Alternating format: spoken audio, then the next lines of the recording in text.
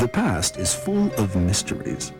Mysteries created because towns change and memories fade. There are mysteries where you live. There are mysteries where Caroline Richards lived, too.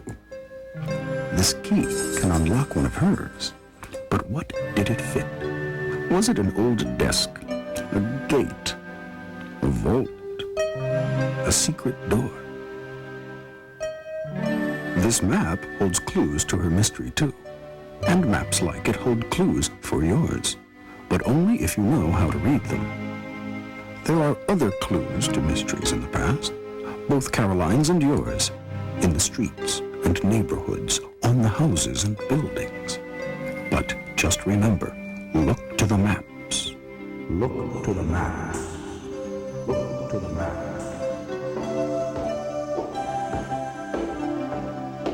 May 1858. Several of us girls went up into the top of the new courthouse today. We got a splendid view of the lake and of all the country round. Change in Caroline's town. Change in the place where you live. Remember, change is the real key to the mysteries of the past. But there are so many changes. Where do you start? Start at the beginning.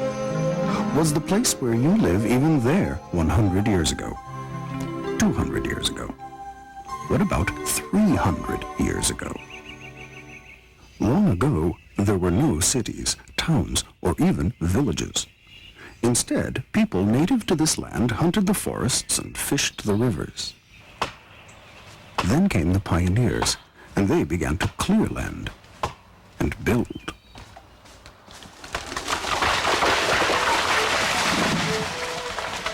Many people settled near streams and rivers where the rushing water powered mills to saw their timber into lumber and grind their grain into flour. Many people settled in valleys or other places where the land was rich and good for farming. Some settled near deposits of ore, others in forests, because there was money to be made from the minerals and wood. And there were still others who settled in a strategic spot to defend a harbor or a trade route from an enemy.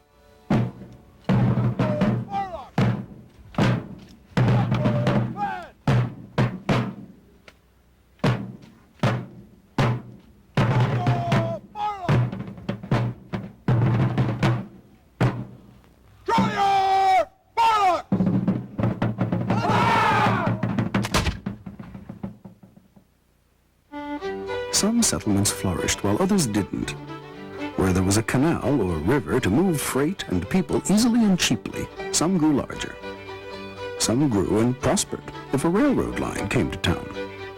Others blossomed into cities where ships could anchor safely and carry cargo to other cities and even other countries. But what about the place where you live? Why is it where it is? When was it settled and by whom? Are there clues in the town's name? For more clues to help uncover what your town was like long ago, look to the streets. Each is named for a reason. But what do they tell you?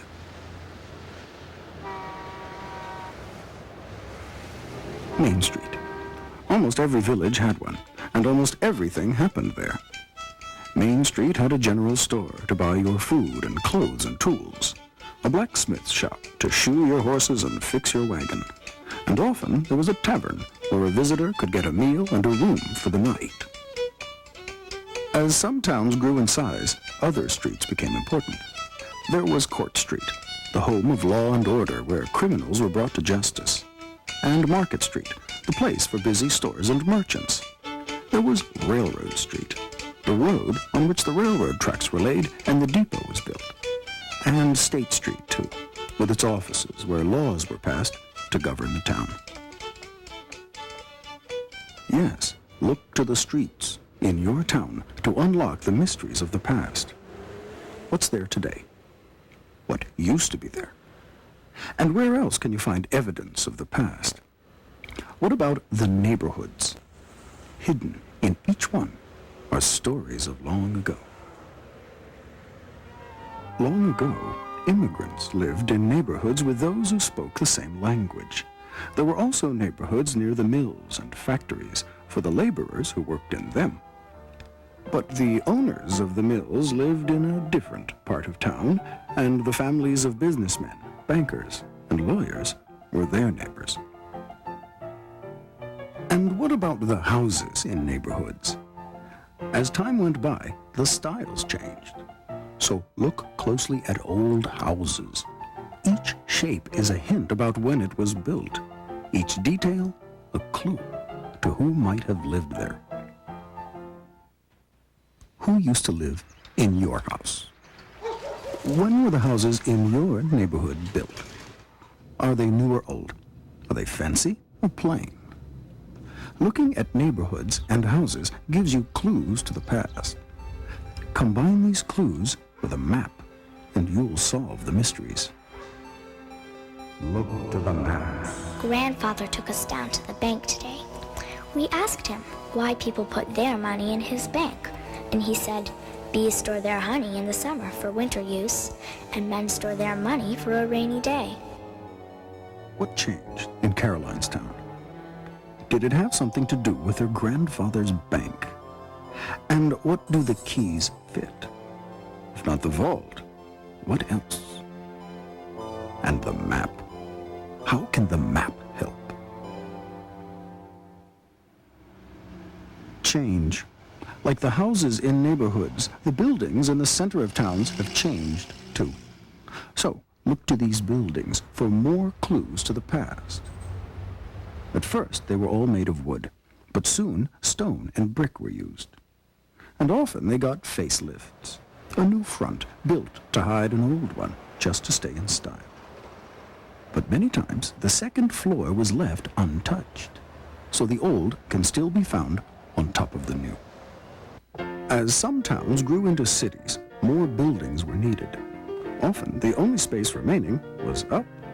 With reinforced concrete and skeletons of steel, buildings grew higher, and higher still, until they scraped the sky. When were the buildings in your town built? What was there before? How can you tell? And when you get tired of looking up for clues of change, look down. What about the roads where you live? Did they always look the same? Long ago, roads were made of gravel and stone. The horse and carriage was the only way to get around. Travel was slow and rough. There were no sidewalks then, just footpaths down the sides of streets and sometimes a boardwalk in front of stores in town. But as time went by, some streets and sidewalks were paved with cobblestones or bricks to make them less muddy and dusty. Next came the trolley with its tracks and overhead wires, and towns changed again. But trolleys were noisy and uncomfortable, and soon something else came along. The horseless carriage brought many changes to cities, towns, and villages. Gas stations replaced livery stables. And soon, roads were paved with asphalt or concrete to make the ride smoother and faster. Cars have changed your town, but you can still find evidence of the way roads used to be. Where were the horses tied? Was there ever a cobblestone street in your town? The place where you live is always changing. Changing because of progress. New ways of building, new ways of traveling. But these are not the answer to the mystery in Caroline's town. What else can there be? What else can change a town? We were awakened very early this morning by the cry of fire and the ringing of bells, and could see the sky red with flames and knew it was the stores. And we thought they were all burning up. Pretty soon, we heard our big brass door knocker being pounded fast.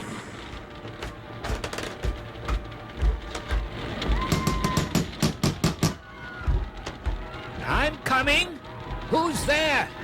And Grandfather said, "Who's there?" "Melville Arnold for the bank keys," we heard. Grandfather handed them out and dressed as fast as he could and went down, while Anna and I just lay there and watched the flames and shook.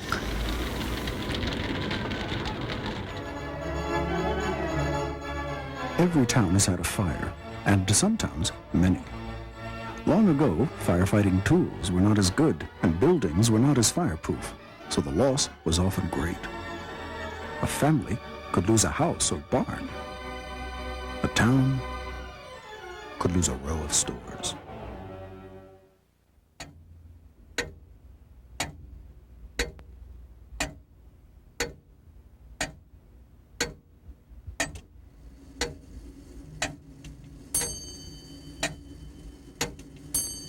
Grandfather was gone 2 or 3 hours, and when he came back, he said that 7 stores and a saloon were burned. The bank escaped fire, but the wall of the next building fell on it and crushed it. Now you know the mystery of Caroline's town, how it changed, and what the keys fit. Or do you? What about the map? How does the map help? A map made before the fire would show the bank, the 7 stores, and the saloon. But this map, printed after the fire, shows different buildings in their place.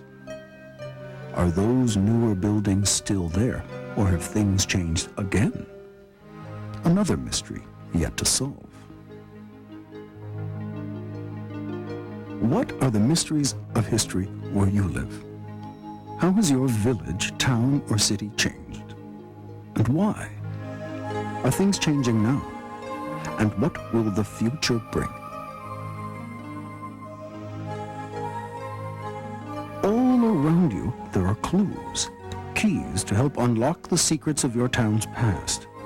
Everywhere you look.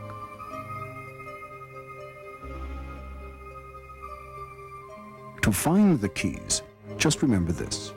Look to the streets and look to the neighborhoods. Look to the houses and look to the buildings. And don't forget, look to the maps. Look to the maps. Look to the maps.